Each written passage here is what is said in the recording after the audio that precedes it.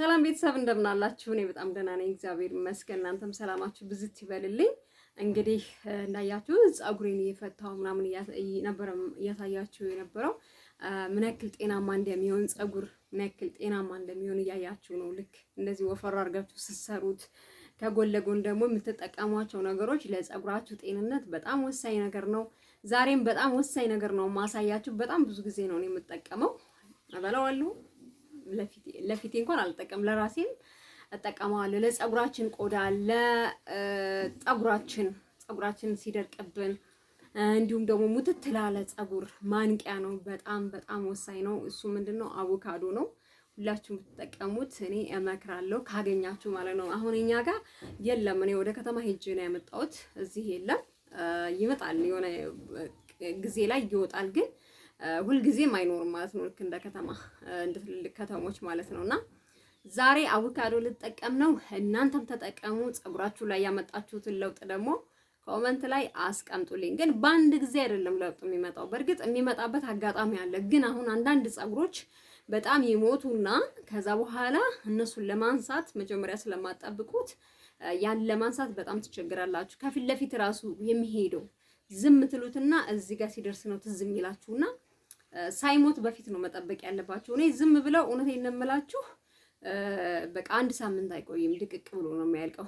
ከኔ የሚበልጥ ፀጉር ያላችሁ እህቶቼ ግን ፀጉራችሁን አትይዙም። የሆነ ቀን ግን የተጠበቀ ፀጉር ስታዩ እሱ ተፈጥሮ ነው ምናምን የምትሉት ነገር እኔ አይመቸኝም። ይሄንን ያልኩበት ምክንያት በእኔ ፀጉር አይደለም። በጣም ብዙ እህቶቼን ፀጉራቸውን ቆንጫለሁ፣ ፀጉራቸውን ትሪት አድርጌያለሁ፣ ፀጉራቸው ተመልሷል። ስለዛ ነው መከራከራችሁና ፀጉራችሁን መያዝ አለባችሁ። እኔ በጣም ነው የሚያስጠላኝ የተንጨበረረ ፀጉር። ሽበት እንኳን ቢወጣው ቆንጆ ፀጉር የተጠበቀ ፀጉር ከሆነ በጣም ነው የሚያምረው። እና ፀጉራችሁን ጠብቁ እህቶቼ። የሴት ልጅ ውበቷ ፀጉሯ ነው የሚባለው፣ እኔ እንደ አባባል ማለት ነው። እኔ ግን የወንድ ልጅም ውበቱ ፀጉሩ ነው። እኔ ፀጉር ነው የማየው። እንግዲህ ፀጉር ላይ ፎከስ ስለማደርግ ይሁን አላውቅም፣ ብቻ ፀጉራችሁን ያዙ። አብረን ብንጠብቅ ካገኛችሁ አቮካዶ ተጠቀሙ እመክራለሁ። ወደ ቪዲዮ እንሄዳለን።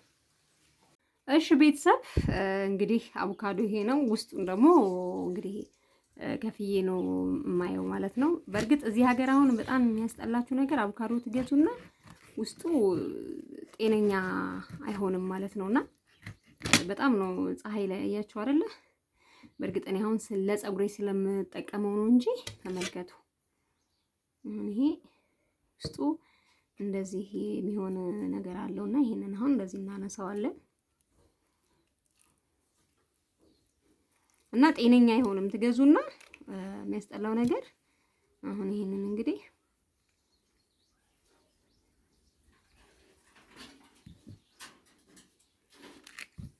ይሄን ግማሹን እንደዚህ ግማሹን ፓርት እናነሳለን።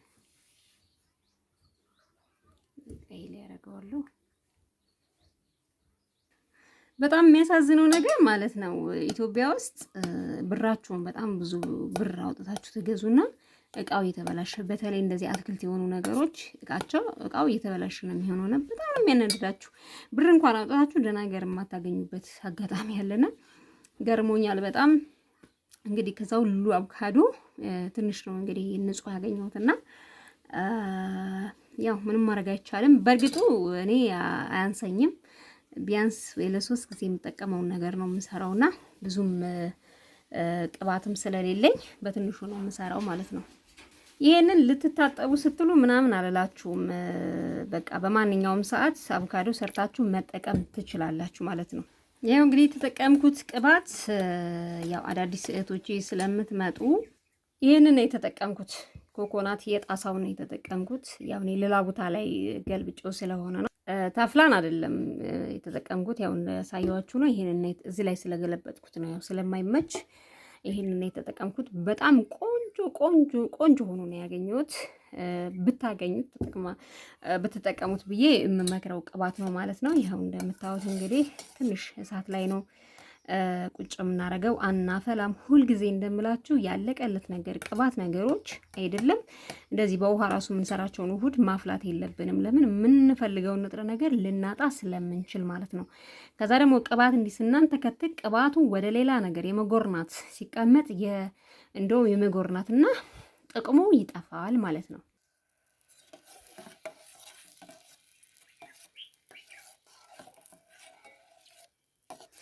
ራሱ አቮካዶ ራሱ የራሱ የሆነ በጣም ትልቅ ከፍተኛ ቅባት አለው። ግን ያው አሰራሩ ያ በጣም ጊዜ፣ ሰዓት፣ ቦታ፣ እቃ ምናምን በጣም ይፈልጋል እንጂ ራሱ አቮካዶ ብቻውን ቅባት ይወጣዋል ማለት ነው። እሺ ቤተሰቦቼ ይሄው እንግዲህ በደንብ የራሱን ከለር እንደውም አረንጓዴ አይደለም፣ ይሄ ትንሽ ነጣ ያለ ነው። ያው እንዳልኳችሁ ብዙ ጊዜ ፀሐይ ላይ ስለሚውል ይመስለኛል እንዲህ አይነት እንትን የሆነው። እዚህ ጋር ማጥለይን አዘጋጅቻለሁኝ። ያው እስኪ የሚቀዘቅዝ ድረስ ትንሽ እንጠብቀዋለን።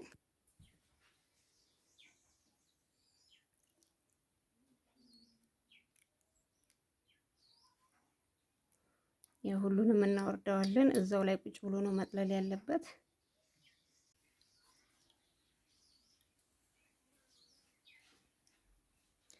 ራሱ ከምጨምቁት እናንተ እንደዚህ ቀስ ብሎ ራሱ እንደዚህ ተንጠባጥቦ፣ ለምን ራሱ አቮካዶ ፍርፍር ያለ ነው። ይሄ እንትን ያለ አይደለም እና ራሱ እንደዚህ ተንጠባጥቦ ቢጨርስ ጥሩ ነው። ይሄው እንግዲህ የራሱ የአቮካዶውን እንትን ነው ይዞ የወጣው። በጣም የሚያምር ነው። ወፈር ሁሉ ብሏል እናንተ። ስለዚህ ይሄን ይመስላል። በእርግጥ እኔ በትንሹ ነው የሰራሁት፣ ግን አሁን ከሌላ ነገር ጋራ ብቻውን ነው ዛሬ የሰራሁት። አይታችኋል፣ ብቻውን ነው። ከቅርንፉድ፣ ከሮዝመሪ፣ ከጅንጅብል ጋር መስራት ትችላላችሁ። እኔ ግን ዛሬ እንደዚህ ብቻውን ነው የሰራሁት። እንደዚህ ሰርታችሁ መጠቀም ትችላላችሁ። እንደምታዩት ነው። እሺ ቤተሰብ ያው ይታያችኋል፣ ብዙ አይደለም ግን ያው በቂ ነው። እኔ እንደምታዩት ፀጉሬ እንዳሳየዋችሁ አያያዝም፣ አይደርቅም። እውነት ለመናገር ፀጉሬን በደንብ ነው የሚይዘው። እኔ በደንብ ፀጉሬ 2 ቀን ወይም 4 ቀን 3 ቀን እንደዚህ 2 ቦታ ተሰርቶ እንኳን አይቀመጥም ማለት ነው። ስለዚህ እናንተ ፀጉራችሁን መያዝ አለባችሁ። እንደዚህ አይነት የሆኑ ነገሮች አሁን በጣም ቆንጆ ናቸውና ለዛ ብትጠቀሙ በጣም አሪፍ ነው።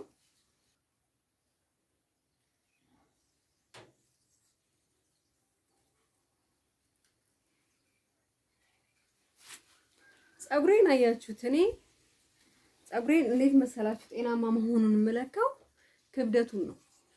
ልክ እንደዚህ ሳረገው ክብደቱን ነው ጤናማ መሆኑን ነው የምታረጋግጡት። ይሄ እንደዚህ ስታረጉት ጭብርር የሚል ከሆነ ያልሰለጠነ ተደጋጋሚ የምትጠቀሟቸው ነገሮች ፀጉራችሁን የማያሰለጥን ከሆነ ሌላ አማራጭ መጠቀም ነው ያለባችሁ። ነግሬያችኋለሁ። ልትታጠቡ ስትሉ የምትጠቀሟቸው ነገሮች። ከዛ ደግሞ ከታጠባችሁ በኋላ ደረቅ ፀጉር ያላችሁ፣ ፀጉራችሁ የሚደርቅባችሁ፣ ጠንካራም ፀጉር ያላችሁ ፀጉራችሁን ለዘዝ ሲል መስራት፣ እንዲሁም ደግሞ ጠንካራና ደረቅ ፀጉር ያላችሁ እህቶቼ ፀጉራችሁ ልዝዝ ላይ ይችላል፣ ውሃ ይዝማ። ስለዚህ ምን ታደርጋላችሁ? እየረጫችሁ በስፕሬይ ከዛ በኋላ ለዘዝ ሲል ወፍራም የሆነ ቅባት ተጠቅማችሁ፣ ወፍራም ስላችሁ አሁን ለምሳሌ እንደ ጭቃ ቅባት ፀጉራችሁን ሊያለሰልስ ወይም ሊያስተካክል የሚችል ቅባቶችን መርጣችሁ መጠቀም ነው። ከዛ በኋላ እየሰለጠነ ይመጣል ማለት ነው። ልክ አሁን ይሄን አቮካዶ እንደዚህ ብትሰሩ በጣም ቆንጆ ነው። በተለይ ቆዳችሁ የሚደርቅ ከሆነ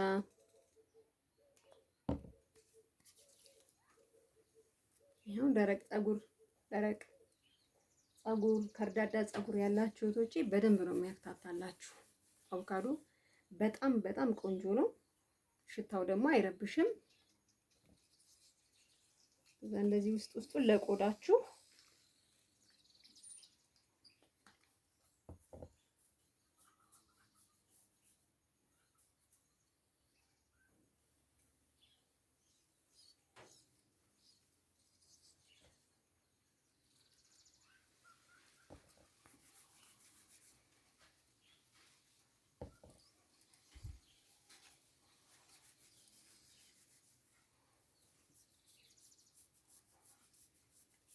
በማንኛውም ሰዓት እንደዚህ ራሳችሁን ራሱ ማሳጅ ብታደርጉ በጣም ቆንጆ ነው።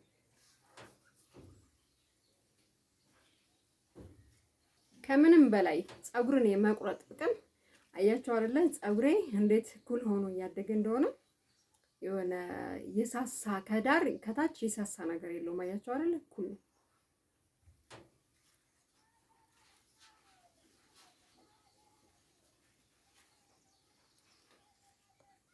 የኔ ፀጉር ከውስጥ ምግብ ምንም አይነት ንጥረ ነገር አያገኝም።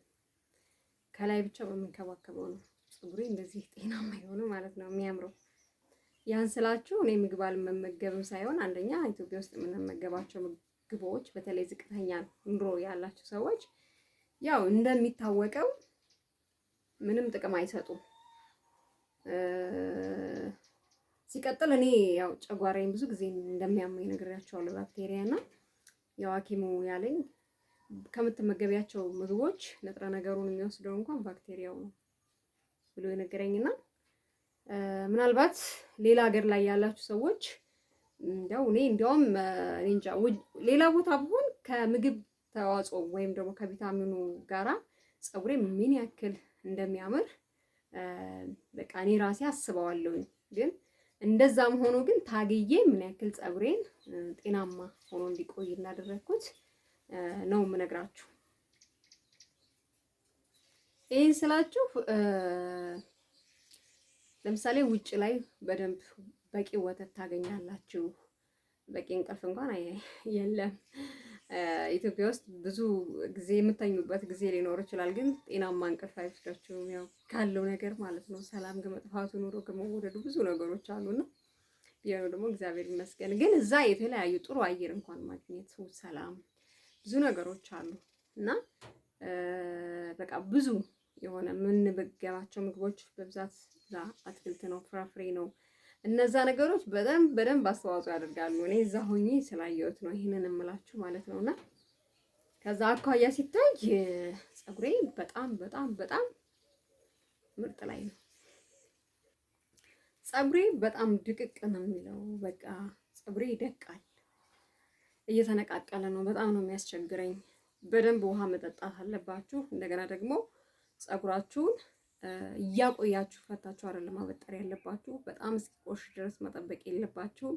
እነዚህን ነገሮች በደንብ እንትን ማለት አለባችሁ። እንደገና ደግሞ ሁልጊዜ መታጠብ የለባችሁም። በተለይ ውጭ ላይ ያላችሁ እህቶቼ ውሃው እኔ ነግሬያችኋለሁ። ውሃ አፍልቼ ያቀዝቅዤ ነበር የምታጠበው ፀጉሬን ውጭ እያለሁ ማለት ነውና አፈላሁበት ድስት ላይ እንደዚህ ስጠርገው የውሃው ያጫው ራሱ ያው ጨው አይልም። በርግጥ ግን የራሱ ጨው ካልሲየሙ ራሱ ቁጭ ይላል ማለት ነው።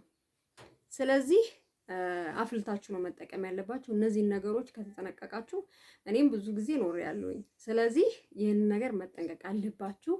ፀጉራችሁ ቢነቃቀልም ይመለሳል። የኔ ብዙ ጊዜ ተነቃቅሎ አሳይቻችኋለሁ። እያችሁ ሁልጊዜ ደግሞ ቁጥጥር ሳይሆን እንደዚህ ገመድ ለምን ለአንድ ቀን አይሆንም። ዘና ማለት አለበት። ፀጉር ማለት አበባ ነው። አታምኑም? ፀጉሬ አይወጣም።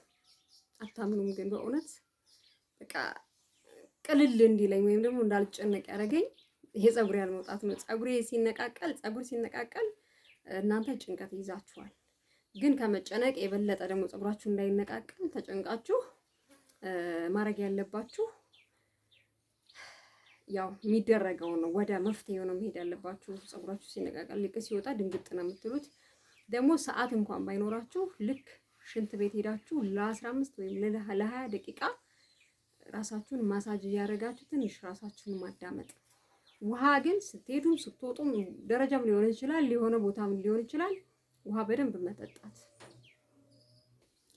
እሺ ቤተሰብ እንግዲህ ይሄንን ይመስላል። ትወዱታላችሁ። እናንተም ሰርታችሁ ተጠቀሙ። ፀጉሬን እያያችሁ ነው ከተቆረጠ በኋላ ምን ያክል ርዝማት እንዳለው አያችሁ አይደል?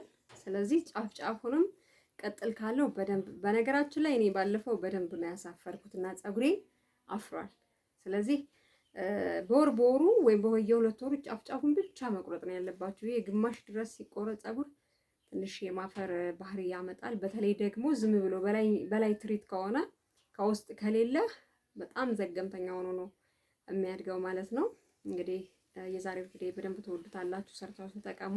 ሌላው ደግሞ ምክሬንም ተግባራዊ አድርጉ። የምሰራውን ፀጉሬን እንዴት ሰርቼ ፀጉሬ ጤናማ እንደሚሆንም የምነግራችሁን ወይም ደግሞ ሰርቼ የማሳያችሁን ደግሞ ለፀጉራችሁ ጤናማ የሚያደርገውን ነገር ተጠቀሙ ማለት ነው። በቀጣይ ጠቃሚ ቪዲዮ እስከምንገናኝ ብያላችሁበት ሰላማችሁ ይብዛልኝ። ባባይ